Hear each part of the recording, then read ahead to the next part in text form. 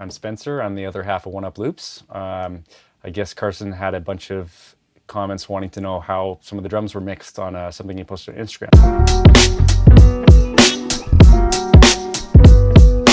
So I'm going to do a little mix tutorial for you here. And I'm Carson, and I'm just interrupting real quick just to let you know that all the drum multi-tracks that are being used in this video are available to download for free, so you can try and follow along with the plugins that you own as best as you can.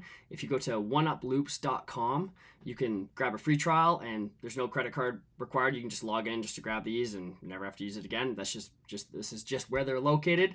So you can just log in or create a free trial, and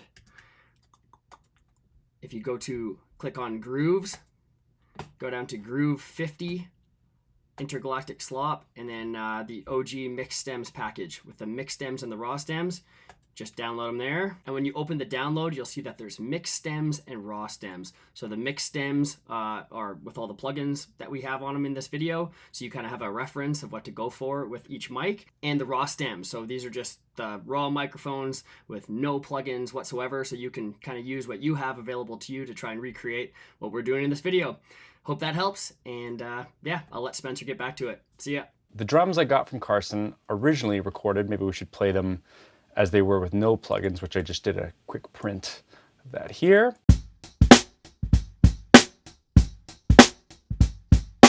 You know, maybe not very exciting.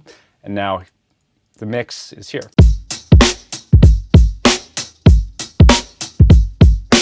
I think the most important thing when mixing is having a good reference, something you trust and something you know is accurate. For me, I mixed this solely on these Manny Marroquin headphones made by Odyssey. They're amazing.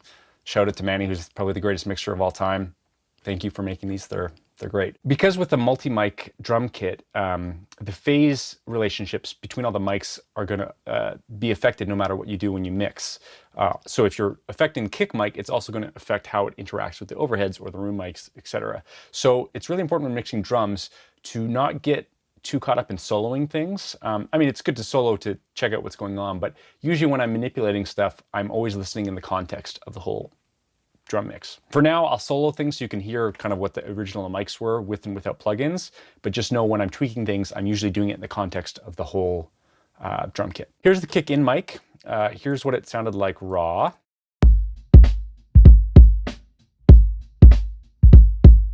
So I think probably what I did, let's see what I did here. This is just an SSL plugin made by Plugin Alliance. It's great. Took out some of the super sub, took out some of the super top.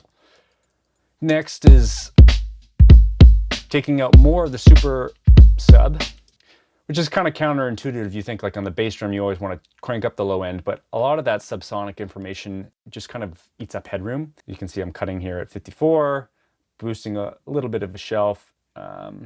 Here I'm boosting a little bit of the, you know, mids and then cutting there. Let's see what else is going on here. So this is making it more of that like focused knock, more of a mid-rangey kind of sound. So again, here's with these off.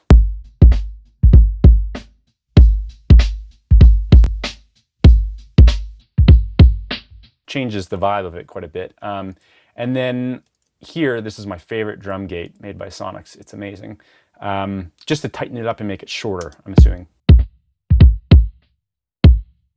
So you can see it's quite a difference in the length of the kick drum.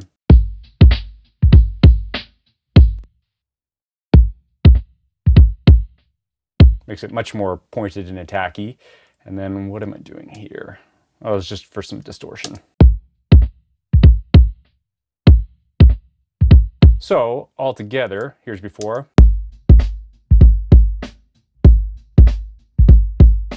After.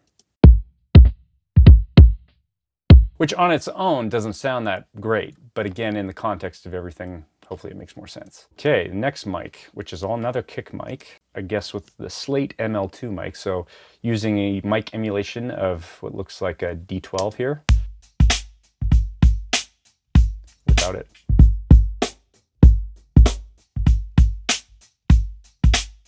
So it kind of takes out some of the sub, you know, puts more lower mid-range knock on there. Then this is the old Sonics gate again. just really tightens it up. And then some EQ.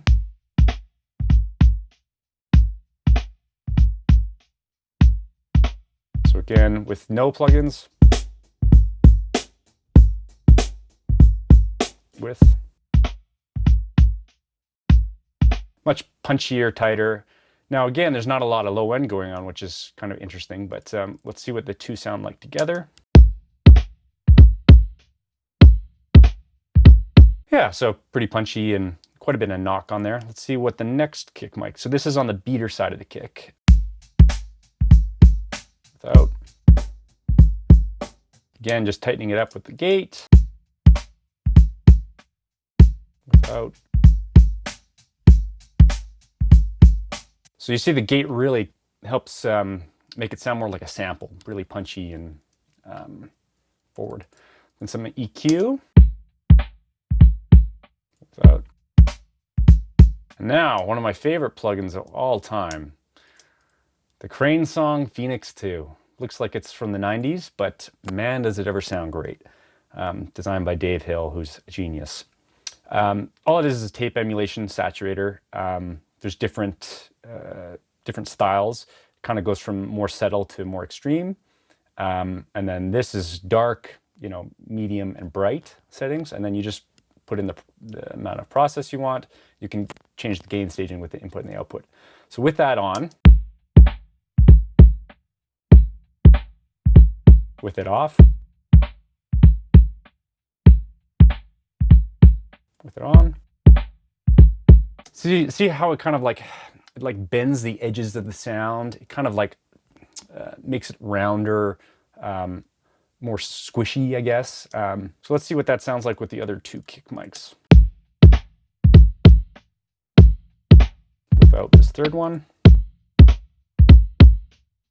With it. And then there's one more kick mic, sub kick mic it looks like. Let's see what that sounds like with no plugins. So obviously tons of sub. There's not a lot of punch to it because it's getting a lot of the room and the snare and everything. So first thing I did was gate it.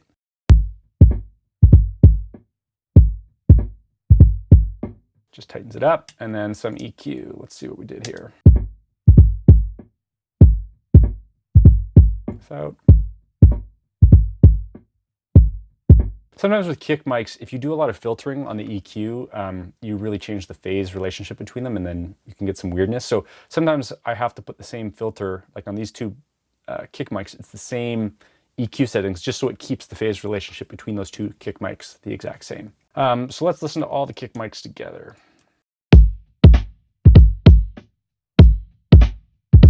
Turn off all the plugins.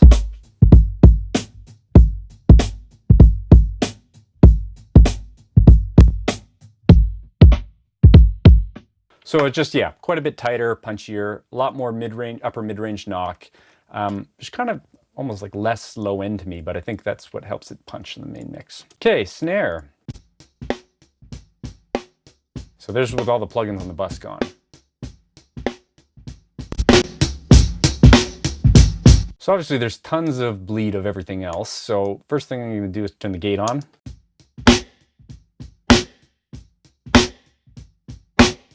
Cleans up the snare a lot, gives us that really tight, punchy sound. Then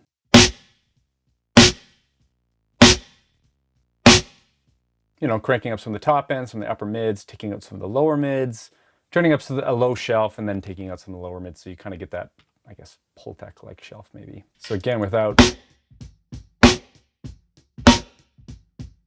with it. Then again, my favorite plugin, the Crane Song Phoenix. Without. So yeah, it really blooms out the lower mid-range. It smooths out some of that top attack, that smooths out the transients. Then this next thing is just a gain staging thing. I'm turning it down and then going into another tape saturator. And then, I'm turning it down again. Okay. And then some EQ.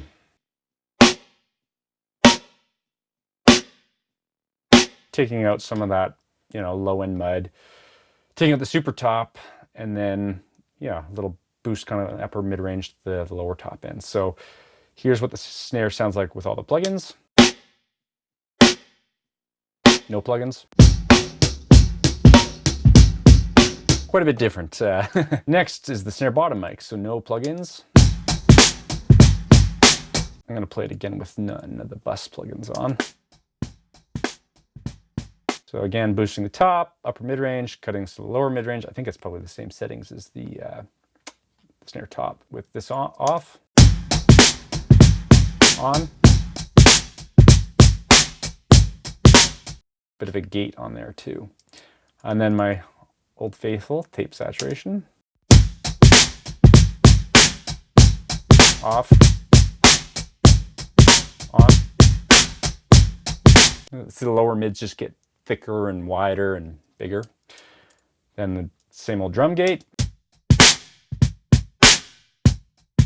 Really cleans up the bleed.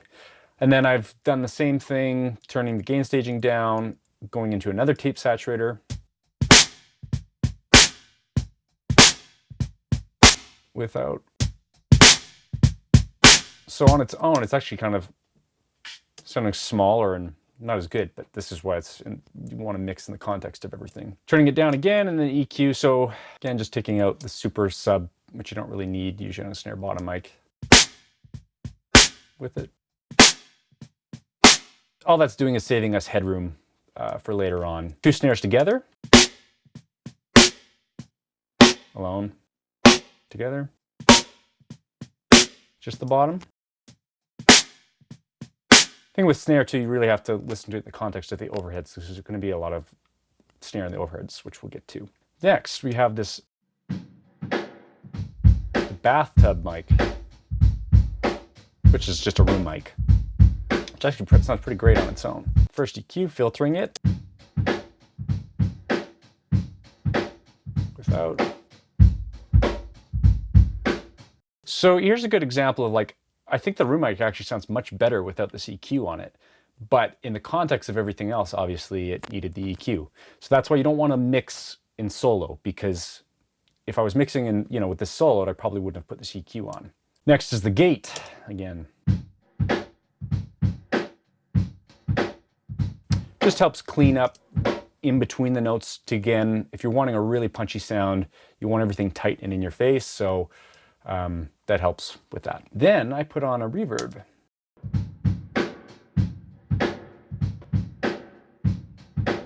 Just again, trying to make it emulate a bit of a bigger room, and then more filtering. It's less low end. So with all the plugins off. Come on. So it sounds, made it a smaller sound, but in a bigger room. Next, we have this Slate ML1 room mic, which I think he kind of just had out in front of the kit, if I remember correctly. So again, using the emulator, it looks like you put it on a C800 mic. Here's without. With. Just kind of makes the low end a little bit bigger and maybe smooths out the top a bit. Next is the old Blue Stripe 1176. I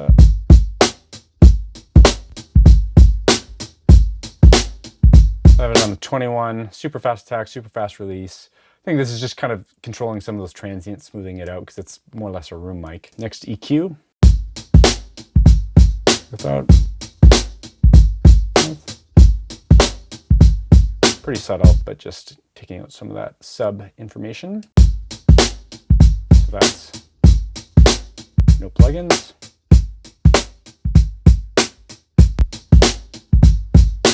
So I just consider that like a close room mic. So you have the far room mic, the close room mic. Quite different sounds together. Next, we have the hi-hat. So no plugins. Here's what it sounds like. Taking out some of the low end. bit more compression. Again, not really doing anything. Ah, one of my favorite EQs. It's pretty new from UAD, the Hitsville Motown EQs. This is interesting. I'm boosting some of the sub information, some of the low, and then boosting some of the top, and then just adding some super top.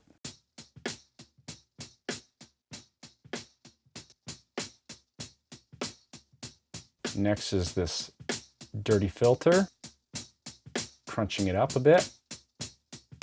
Without, with. Then last is this, just to give it some width. Lastly, we have the overheads. So these were recorded with the Townsend mics. So again, if we start with the emulator, although it looks like just use the straight up Townsend mic with no.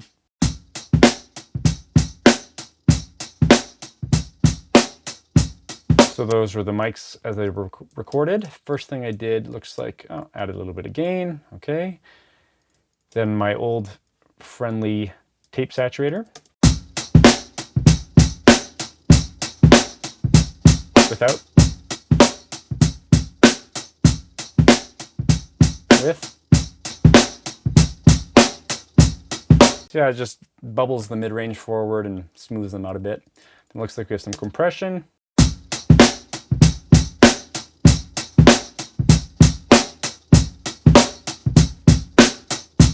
Not really doing much, but it does change the sound slightly.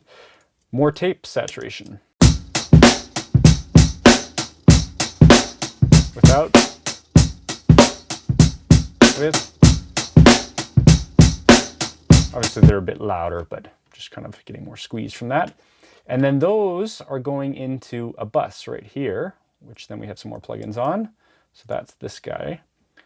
Looks like we're EQing. Just getting rid of some annoying ring, I guess, at just over 2K.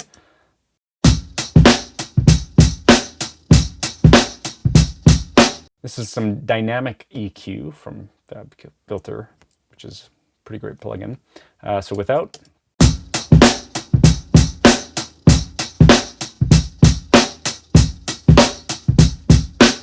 Just tightens up some of the low end, lower mids. More EQ, filtering. Off. On. Yeah, just again, cleaning up some of that lower mud. And it looks like taking out some of the super top end while boosting the upper mids. This is a really cool plugin because you can cut at the same time as boosting going into it. So you can get these really cool slopes and shapes.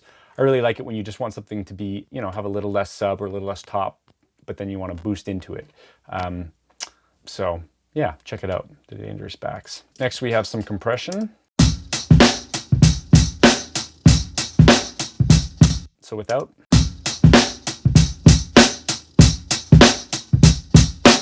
With. So it's really squeezing those, the transients in the upper mids and smoothing it out. I actually kind of prefer the sound without it, but obviously in the mix it needed it. Next, we have a gate on the overheads. Crazy.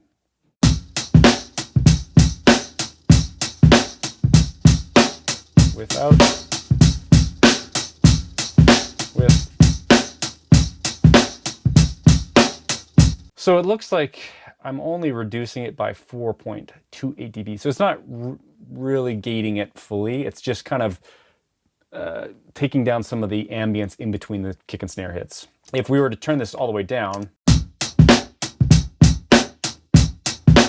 sounds pretty weird for overheads, but I think I probably just wanted to tighten up the overheads a little bit. Lastly, we have the Hitsville USA, but this is the mastering version of their EQ. Without. With. Basically just applying that old smile curve, getting, more low end, more top end, and getting rid of some of the lower mids at 400 and adding a little bit in the mid range too. So just, yeah, making it a little bit more brighter and exciting. Now those are also being bussed to another overhead channel, which is over here. Again, more filtering without, with, yeah, focusing the sound a bit more. And then lastly, going into this 33609, which is one of my favorite compressors. Without, with.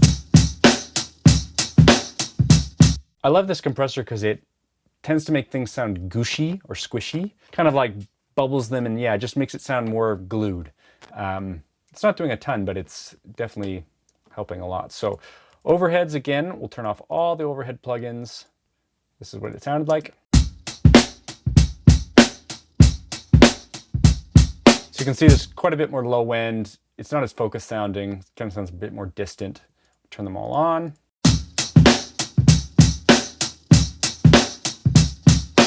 Much more focused, much more in your face, brighter. Yeah.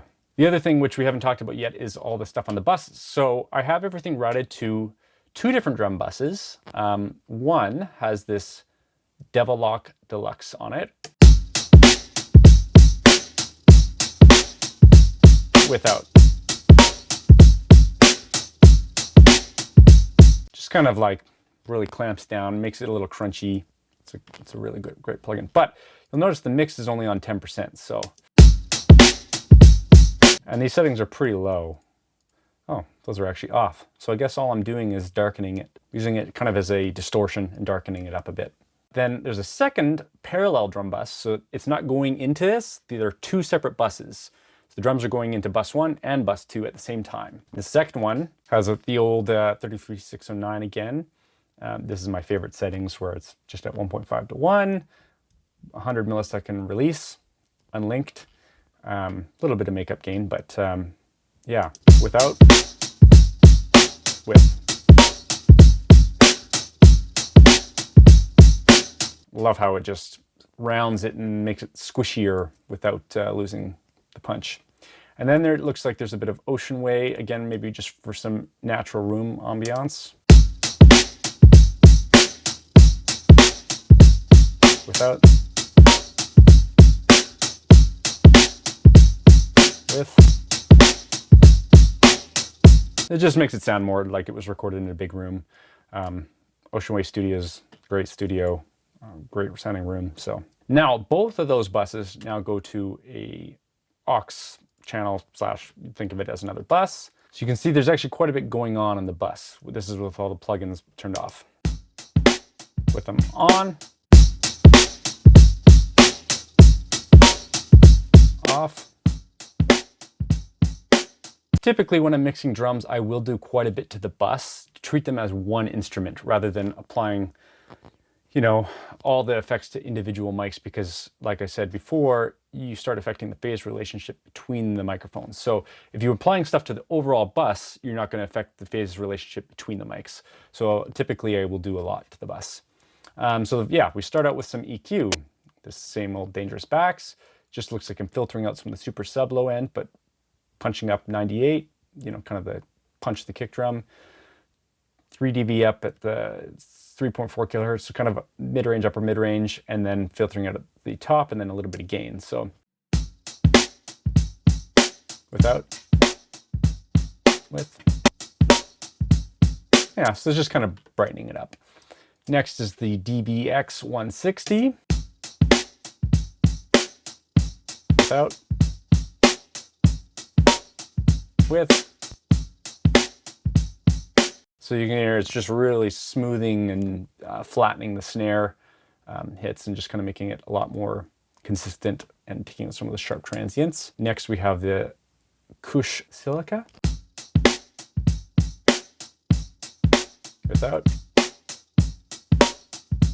with. Again, just kind of smoothing out some of those transients, squishing it a bit. I really like the tone of this thing, the distortion on the Zener setting. It's great. But it looks like I have it blended at only about 37.7% of the saturation. Next we have the Soothe 2 plugin. without, with. Taking out some of those transients, trying to level things out. The thing about like the master bus at the end is you only have so much headroom, your final limiter. So the more you can kind of control the dynamics before you go into that final limiter, the more headroom you'll get. So that one single compressor or one single limiter doesn't have to do all the work. You're kind of spreading out the work among many other ones. So next we have this tube, which is the tube or tape saturator. And this is kind of where we get into that like more hip hop or kind of lo-fi but punchy, you know, almost like a vinyl sample. Without, with. Next we have the RC20, again just adding some subtle distortion and I guess maybe EQing it a little bit. Also looks like the width is turned all the way down, so I guess I was making it more mono to make it more punchy. Without. Gives it more of that sample sound, tightens it up. It looks like the magnitude is, you know, only about a third of the way up though, so it's not fully processing it, it's just acting in parallel. Next we have the Kush Bliss. Without.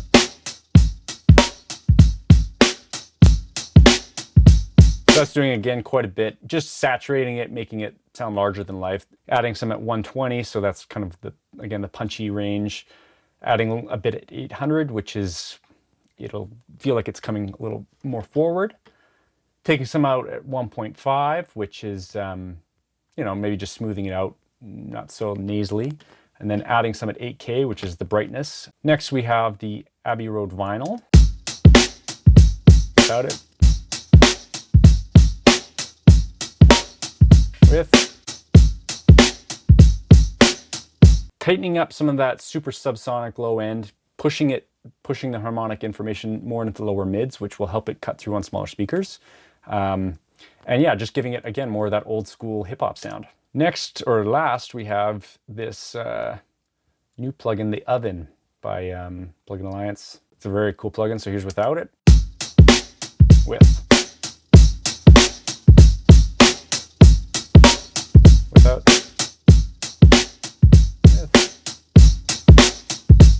You can see it's really like giving it edge and character and making it more aggressive sounding. It's squishing it and distorting it and making it more grimy and just much cooler to me. You'll notice I'm using a lot of saturation and distortion. That's because that helps with the transient control for the headroom, but it also, if you're using a bunch of it, it kind of acts as a compressor in a way, because you're smoothing out the dynamics slowly and subtly with each layer of distortion and saturation. So it's another way of kind of compressing your signal without it just being compression. The overall drum bus, no plugins. Plugins.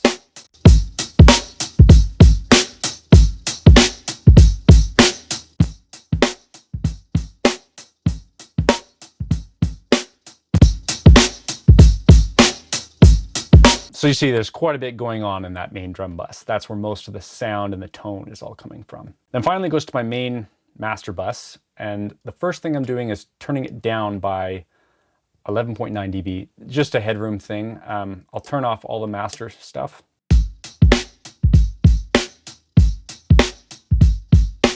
First we turn it down, and that's just to give more headroom for the plugins that are coming next. So again, more filtering.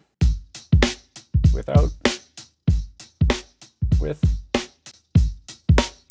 just shifting the energy kind of from the lower, you know, sub range, shifting it more up to the lower mids and mid range and making it a bit brighter. Next we have this black box. Without it, with it. This is just a tube distortion. Again, more distortion, just squishing it, making it crunchier, giving it more character. This is a multi-band compressor made by Dyne1, or made by Leapwing, called the Dyne1. It's a great multi-band compressor. Here's with it off. Here's with it on.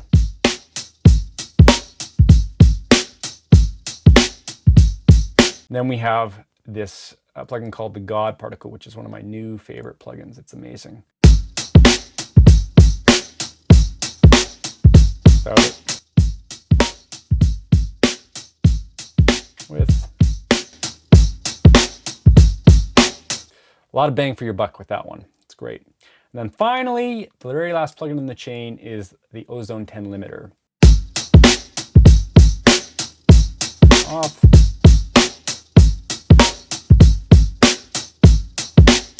On. So you can see here, it's just kind of limiting some of those kicks and snares. I am adding a couple dB of gain, but then making sure the output ceiling gives us half a dB of room so you don't clip any converters. I just tend to like these settings. Sounds good to me. It just makes it punchy and make sure that we're not clipping anything here on the final stage. So again, when I'm mixing into all these plugins. So I don't start with having these off and like this and start tweaking. I have a lot of these master bus plugins on first, and I'm mixing into that so that all the moves I'm making to the individual mics are going to be, I'm going to hear what's happening to them downstream. So again, here's the before. And here's the after.